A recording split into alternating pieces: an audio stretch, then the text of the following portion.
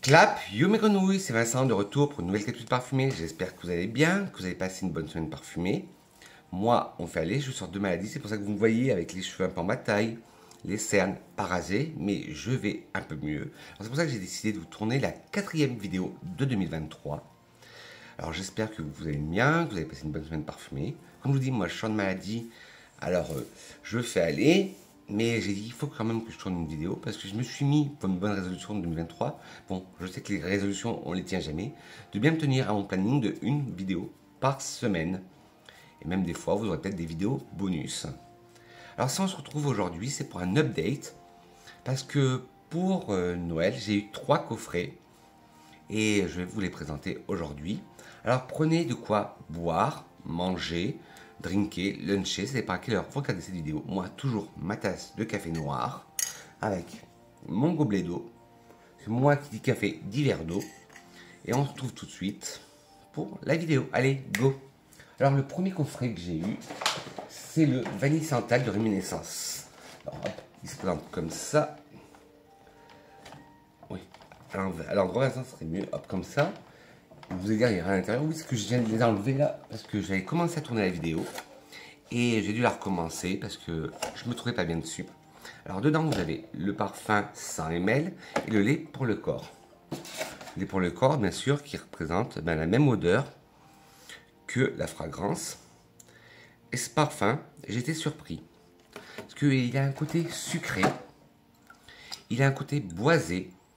Il a un côté légèrement oudé, enfin à mon nez je trouve, un côté patchouli, et c'est une bonne surprise. Alors il est boisé, poudré, vanillé, épicé chaud, musqué, balsamique, caramel, sucré. Alors le côté poudré, je ne retrouve pas trop. Le côté boisé, oui. Le côté vanille, oui, parce que pour un parfum qui s'appelle Vanille Santal. Le côté épicé chaud, oui, je le sens. Le côté musqué, légèrement aussi. Le côté caramel, oui, je le sens beaucoup. Et le côté sucré, ben oui, avec le caramel. Alors il est sorti en 2020. Et le nez derrière ce parfum est Céline Ripper. Hop. Hop. Et c'est un parfum de la famille ambré boisé, non genré. Alors les notes de tête sont épices et caramel. Les notes de cœur sont bois de santal et bois de cachemire. Et les notes de fond sont vanille de Madagascar et musc. Heureusement qu'il y a de la vanille et du bois de santal pour un parfum qui s'appelle Vanille Santal. C'est le but. Alors, en tête, je vous dis, on a des épices et du caramel. Alors, on sent bien le caramel, on sent les épices. Ça se donne un côté caramel épicé. Prenez un caramel, vous mettez plein d'épices, de la cardamome, de la cannelle, légèrement poivré. Et ben, vous avez déjà la tête. En cœur, bien sûr, du bois de santal et du bois de cachemire. Un parfum qui s'appelle Vanille Santal, heureusement qu'il y a du santal. Alors, le bois de santal lui donne un côté crémeux à ce parfum. Et le bois de cachemire apporte un côté un peu plus boisé sec. Et en fond, de la vanille, bien sûr, vanille santal, et là une vanille sucrée. Et en fond, du musc qui donne ce côté doux. Alors c'est une vanille sucrée, mais on n'est pas dans le diabète. Quand on le sent, si, il sent le sucré, il sent le caramel, il sent la vanille, mais au bout de la journée, il s'estompe, et on sent plus le côté boisé. Et moi, je décèle des notes d'oud. Alors, peut-être qu'il n'y en a pas, mais sur moi, il y a un côté oud qui ressort. Et il est magnifique. Et il est dans le coffret avec le lait pour le corps de la même odeur. Et ça fait qu'il faut toujours une base hydratante avant de se parfumer. Alors, d'abord, en sortant de ma douche, j'applique le vanille santal. Et après, une pulvérisation à chaque endroit où j'ai mis de la crème pour le corps. Et la tenue est dingue. Ou sinon, ce que je fais, j'ai essayé déjà avec une vanille toute simple, avec le vanille santal, et ça donne un côté plus sucré au lait pour le corps. Bon, d'habitude, je ne suis pas trop team parfum gourmand, mais là, celui-là, comme il a un côté boisé, et ben, quand je mets une vanille classique, ça ressort hyper bien. Alors, c'était le vanille santal de Réminiscence. Alors, le deuxième parfum que j'ai redécouvert, parce que là, c'est une redécouverte, vous allez dire, Vincent, t'as passé ces 17 dernières années sur une île déserte? Non, je crois pas. Mais je vous dis, c'est une redécouverte parce que quand il est sorti, à l'époque, j'en voulais pas. Parce que tout le monde, il y avait une grande vibe sur ce parfum. Et moi, vous me connaissez, quand un parfum a trop de succès, ben moi, c'est le contraire, c'est mes cœurs. Parce que je me dis, tout le monde le porte, je vais se porter comme tout le monde. Et moi, j'aime bien sortir du lot. Et ben, je l'ai ressenti il n'y a pas longtemps en boutique, ben avant les fêtes, et j'étais agréablement surpris. Je suis resté sur le popotin. Et le parfum que je vais vous parler, c'est le For Her de Narciso Rodriguez en version haute toilette. Vous savez, le flacon noir. Déjà, j'adore le packaging. Une fleur, sobre, blanc et noir. À l'intérieur, c'est noir. Et dans le coffret, vous avez le parfum 50 ml et la bougie. Alors, ce parfum, il a eu 2 prix. Il a eu le Fifi Awards du nouveau parfum féminin 2004 et le Fifi Awards du parfum féminin 2007. Il a été créé par Monsieur Francis Kurkdjian et Christine Nagel. Il a des accords musqués, poudrés, de fleurs blanches, florales, d'agrumes, fruités, boisés, animales, ambrés et sucrés. Alors il a été lancé en 2003. Et je vous dis, il a eu une grande hype. Et au début, je ne comprenais pas pourquoi. Parce que tout le monde le portait.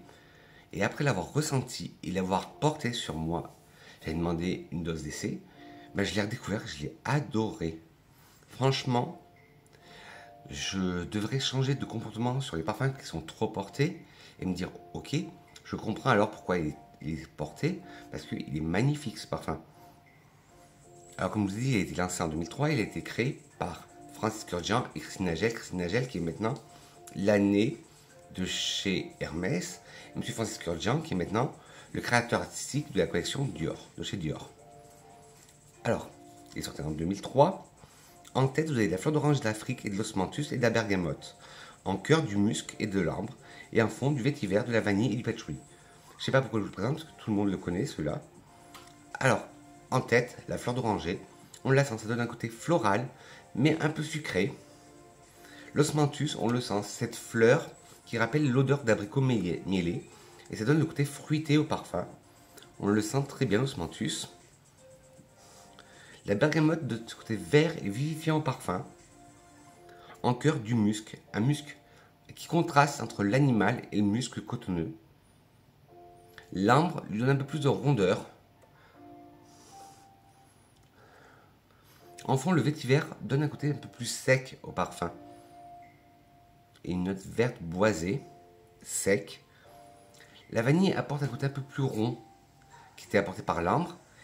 Et derrière, nous avons le patchouli, qui apporte un côté un peu plus gras, plus terreux au parfum. Et vous savez que moi et le patchouli, on n'est pas trop amis, mais là, celui-là, il est justement dosé. Et je me dis, pourquoi je ne m'étais pas tourné avant, comme je vous ai dit. Et je comprends pourquoi toute la vibe qu'il y a eu autour de ce parfum. Et comme je vous ai dit, il est vendu avec la bougie. Bon, la bougie, je ne l'ai pas encore fait brûler. Mais au nez, ouais, elle est la même odeur, mais elle est légèrement plus poudrée. On a plus un côté musc blanc dedans. Alors que là, on est plus un musc un peu animal. Mais sur la bougie, on est plus un côté musc blanc. Et bien sûr, je vous mettrai tous les liens des coffrets en barre d'infos. Une petite gorgée de café. Et après, je vais vous parler du best of the best. Enfin, à mon nez. Et c'est le coffret de Giorgio Beverly Hills, l'édition 2022. Et ça, c'est un parfum qui me tient à cœur. Ben, vous savez, mon amour pour la tubéreuse. Et là, c'est une tubéreuse, une magnifique tubéreuse.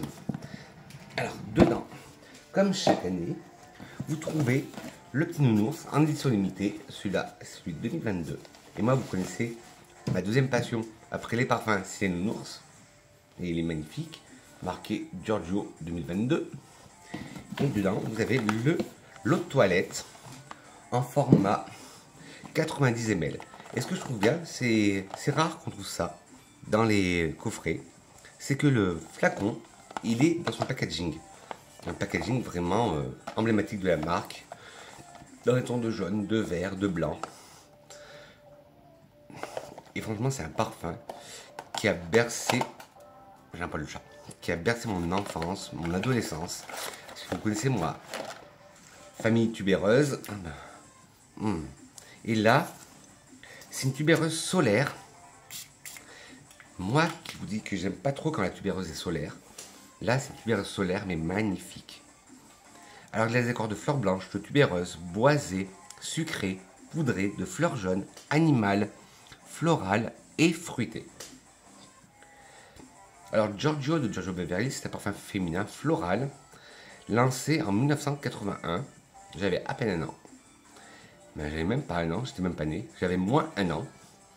Et le nez derrière ce parfum est Bob Aliano. Les notes de tête sont abricot, fleur d'oranger, pêche et bergamote. En cœur, tubéreuse, gardénia, ylang-ylang, jasmin, orchidée et rose. Et en fond, camomille, mousse de chêne, vanille, musc, ambre, bois de santal, patchouli et cèdre. Une belle pyramide olfactive, très complexe, comme on faisait dans les parfums d'antan, avec une pyramide à rallonge.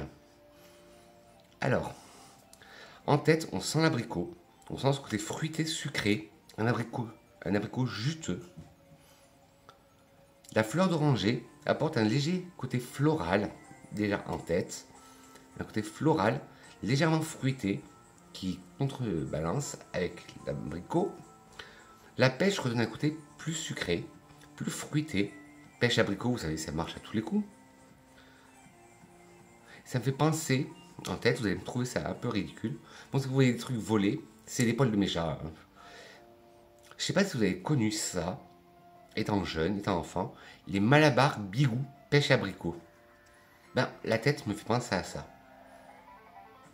Et vous avez de la bergamote aussi, qui apporte un côté hespéridé, vert, vivifiant à la tête du parfum, qui calme ce côté très sucré, très sweet, très bubblegum de la tête. En cœur, vous avez la tubéreuse, bien sûr, que l'on entend très bien. Et là, c'est une tubéreuse solaire. Comme je vous dis, d'habitude, j'aime pas les parfums solaires à la tubéreuse. Mais là, ça va, ça fait pas crème solaire. Il est magnifique. Mais vous ne pouvez pas savoir à quel point j'aime ce parfum. Cette tubéreuse magnifique, elle a ce côté vert, ce côté solaire, floral. Après, nous avons le gardénia qui donne ce côté solaire aussi. Ylang-ylang, cette fleur jaune qui donne ce côté solaire. Crème solaire, mais légèrement. C'est pas vraiment une crème solaire. Le jasmin qui apporte ce côté, vraiment là, c'est un jasmin solaire aussi. L'orchidée qui apporte ce côté vanillé, vacances. Et la rose toute discrète, une rose fraîche. En fond, nous avons la camomille qui apporte un côté vert au parfum. Et la camomille, c'est rare qu'on la trouve en note de fond, on la trouve souvent en tête. Mais là, c'est un côté vert au parfum, en fond, qui est très agréable. La mousse de chêne qui apporte un côté plus boisé, plus humide au parfum, plus terreux. Contrebalancé par de la vanille, là qui donne un côté plus chaleureux au parfum, en fond. Un musc, et là c'est un musc animal, un musc noir, qui contrebalance avec le côté solaire. Là pareil, un ambre gris qui apporte ce côté animal, qui contrebalance avec le côté solaire, floral du parfum. Le bois de santal apporte un côté plus crémeux, plus rond au parfum. Le patchouli apporte encore ce côté terreux, humide au parfum, gras. Et le cèdre, au contraire, apporte un côté sec. Comme je vous le dis à chaque fois, le cèdre rappelle l'odeur d'une mine de crayon qu'on taille. Voilà mes grenouilles. Ce parfum était le dernier de mes 3 coffrets que j'ai eu pour Noël. Alors j'espère que cette vidéo vous a plu, qu'elle n'a pas été trop brouillon. Alors bien sûr, pour finir, une citation, parce que serait une vidéo de Vincent sans citation?